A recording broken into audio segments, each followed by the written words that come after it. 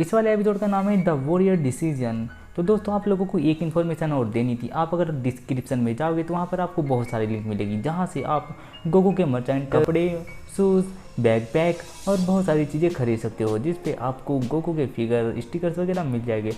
तो बात करते हैं पिछले एपिसोड की। पिछले एपिसोड में माजिन बू जिंदा हो गया था और डम्बोरा ने उससे फायर की थी ताकि वो उसे ख़त्म कर सके, पर डम्बोरा के एक हमले बाद उसने बड़े से बड़े हमले किए, पर वो माजिम्बो का बाल विवाह नहीं कर सका और माजिम्बो ने अपनी एंटीना से उसके ऊपर एक अटैक किया जिसे उसने उसे कुकीज़ बनाकर खा लिया था। और वो बहुत ज़्यादा खुश हो रहा था क्योंकि उसका पेट भर गया था। और ये देखकर जो पिकोलो है वो डर गए थे कि क्या उसने डम्बोरा जैसे इंसान को खा लिया है जो इतना ज़्यादा ताकतवर है।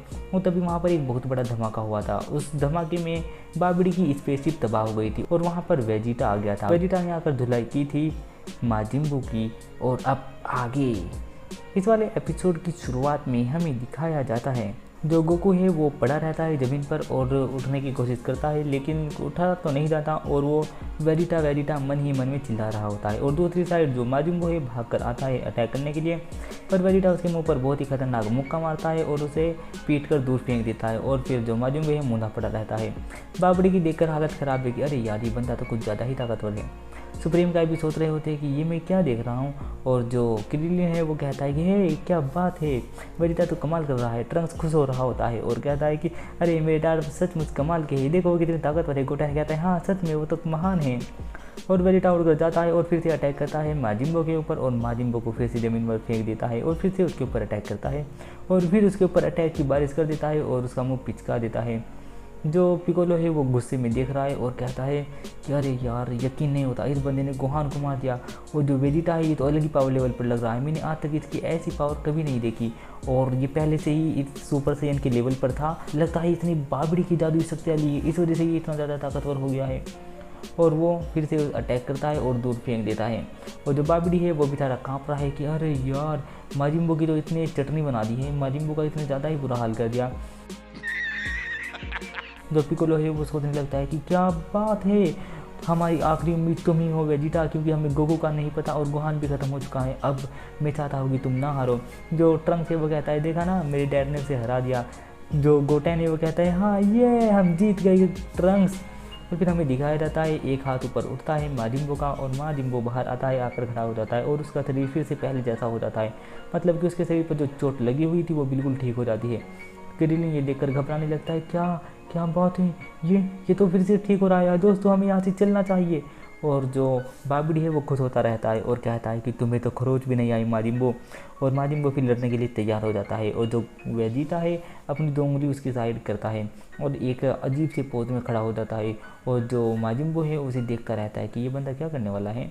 लेकिन जो हमारा वेजिटा है वो भी खामोश योद्धा है और वो एक एनर्जी अटैक बनाता है और उसे कर्मा देता है माजिम्बो की ओर।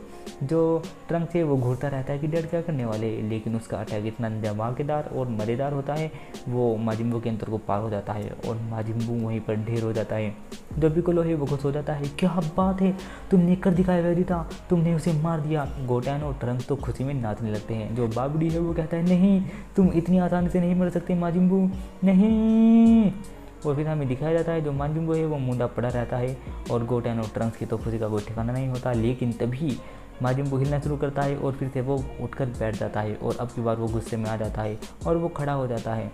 उसके शरीर का जो होल है वो एकदम से भर जाता है और वो बिल्कुल ठीक हो जाता है। वेजिटा सोचने लगता है इसे कितना ही कुछ कह दो ये फिर से पहले जैसा हो जाता है, सच में इसे हराने में बहुत ज़्यादा दिक्कत होने वाली है।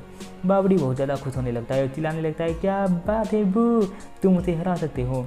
और जो माजिम्बो है अब की बार वो बहुत ज़्यादा सीरियस और गुस्से में खड़ा हो जाता है और अब की बार वो अपने लड़ने के पोज में भी है। अब की बार वो मजाक नहीं कर रहा और अब की बार वो बहुत ज़्यादा सीरियस है।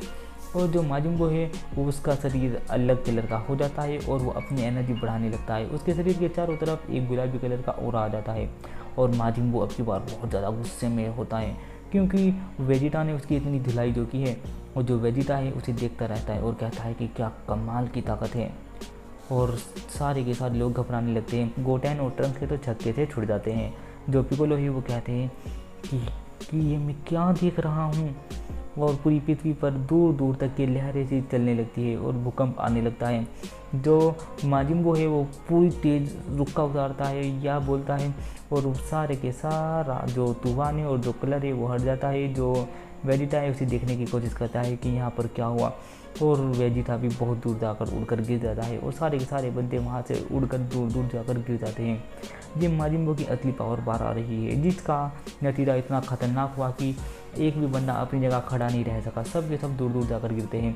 ज़मीन में बहुत बड़ा होल हो जाता है, सारी ज़मीन पत्थर में तब्दील हो जाती है और हर जगह धूल ही धूल हो जाती है। फिर एक जगह से एक पत्थर हटता है, उसके नीचे से पिकोलो निकल कर आता है और कहता है ये क्या था।